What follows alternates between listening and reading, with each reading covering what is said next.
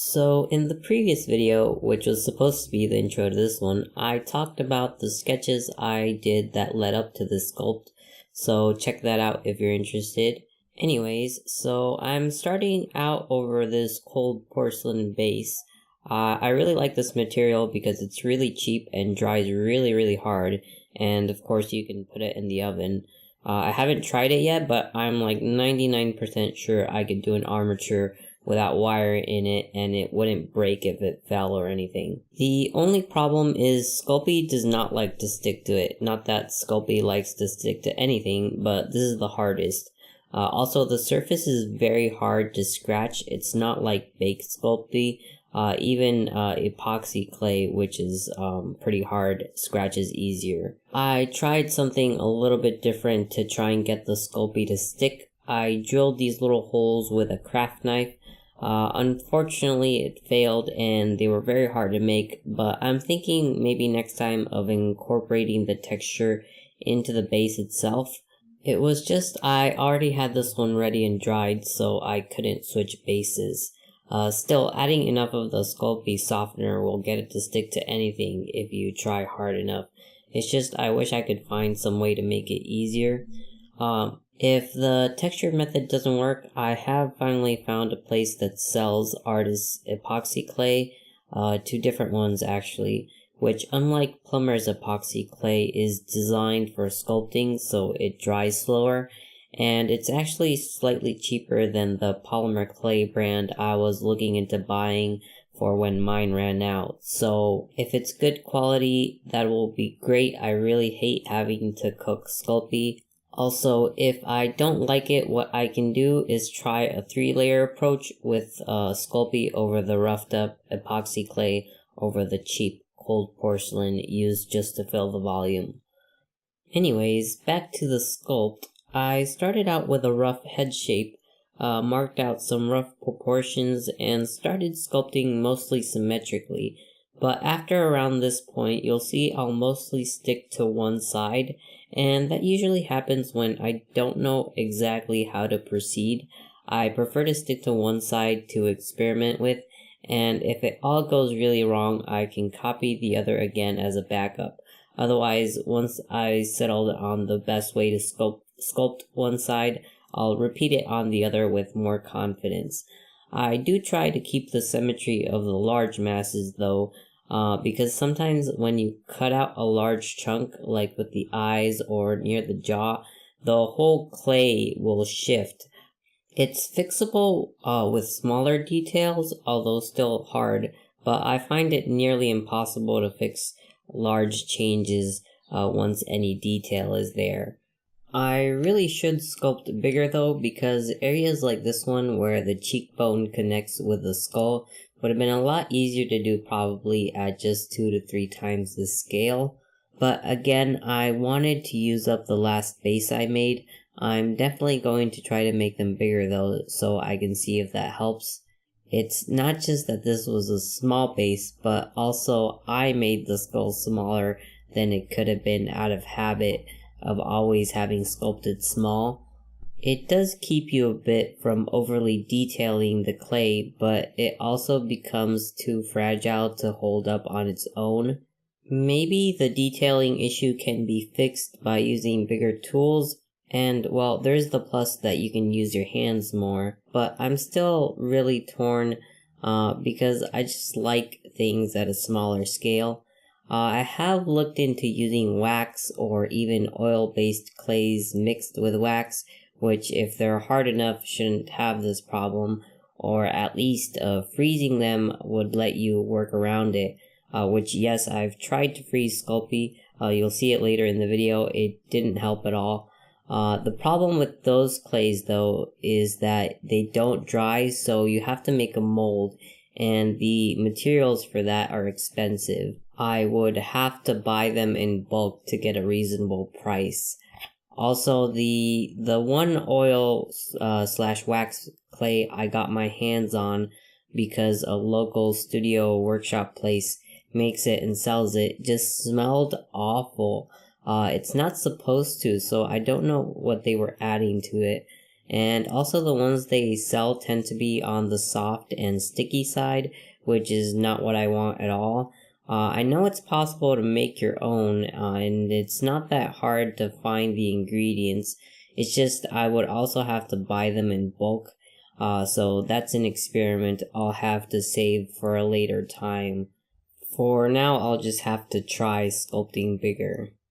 Anyways, you can see here I'm moving, copying the one side to the other, and I took a lot less time this time. I already knew what I was doing and the best way to do it. Also note that I haven't made the hole in the cheekbone yet. I left that for last. I wanted to get the shape first. Although I did end up redoing just the very thinnest part later. And once I got that mostly down, I started to carve away more at the bottom of the skull. It of course can't be perfect because I have the stick in there. Maybe later I'll saw it off and resculpt it. But like I talked about in the previous video with all the sketches, I wasn't too worried about the bottom because it's not really important to drawing the skull or understanding the face. Also, I needed to be on the stick to make it easier to 3D scan it. And if I do want to complete that area, I'll probably complete it digitally on top of the 3D scan. Anyways, at this point, I'm mostly done and satisfied with the details of the eye and the cheekbones. I'm just evening out anything that wasn't symmetrical in the back or whatever, just checking all the symmetry. And after this, well, you saw me struggling with the nose a bit, and then I saved the teeth for last. I knew I kind of got the proportions here around the mouth wrong, so I fiddled with that quite a bit. I kept redoing it, and just something wasn't working. I couldn't get the edges to like build up right when it was so thin. So the best thing to do in these cases is just to redo it, fill in the area, and restart from scratch. So you can get some nice even results and the edges don't look weird. And then before starting the teeth, I checked that the silhouette was right. It needed a little bit more clay at the front for the teeth to stick out a little bit.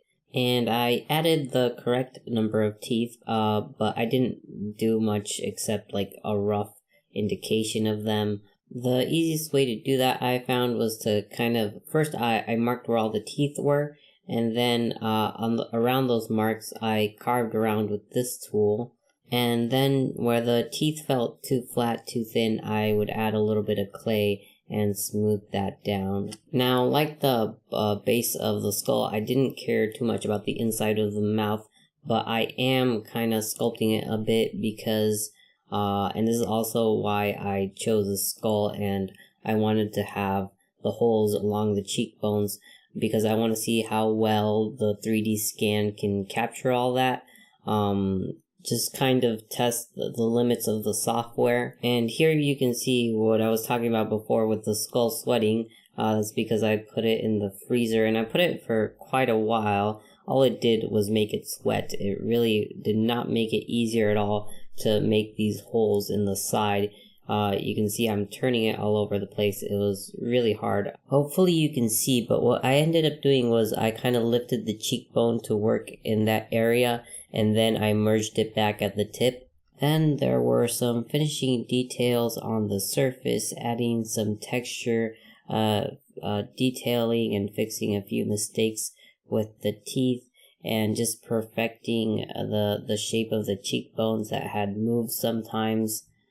Then before I baked it, there was just some cleanup and smoothing to get the surface to look nice.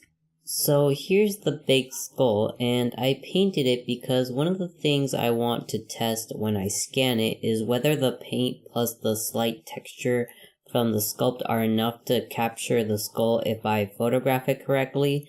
Also, although I'm not interested in the textures, I want to include them if they work, even if they don't, so you can see what a full scan looks like, and you have the data there if you want to play around with the files yourself. Now I'm using acrylic paint and I'm starting with a base coat of yellow ochre, and yellow ochre is quite opaque. You don't need this many coats to cover something, but if you do a single heavy coat you'll get a lot of brush strokes. So what I'm doing is I'm diluting the paint with water, then drying it quickly with a hair dryer, and this gives a nice smooth surface without brush strokes to work on.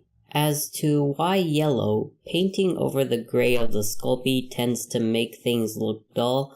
My idea was I would do the base in yellow with some rough details and textures in burnt sienna and burnt umber, and then add some thick transparent layers made from white mixed with a lot of medium so that the bottom layer would show through it a bit and give it that translucent look of bone. It didn't work out exactly how I planned. I went a little bit too far with the white and had to add some in-between coats of color and detail back, but it did end up looking quite nice and bone-like. Also, although I covered 99% of this, having that base layer of dark lines was really useful for something else I thought of. You'll see at the end. Now, with the white, I started out by testing the mixture at the bottom to see if it was too opaque or not. I kind of went too light at the beginning, and it didn't quite show. Also, you can see here, I added some yellow because I thought it was a bit too brown. But here I am with the white again, and I tried several different methods of laying it down. For a while, I kind of did it with my finger, to try and add some texture, but that stopped working at some point. It kind of looked weird. I ended up adding too much white. This started happening where it was just too much texture. It kind of lifted off because although I dried it with the hair dryer, it wasn't completely dry. In the end, a very soft brush and thinning the mixture of medium and white just a little bit more worked the best. But you can see I got a little bit carried away with the white and I had to add some color back in places. But always I made sure to layer it so that you get that translucent look.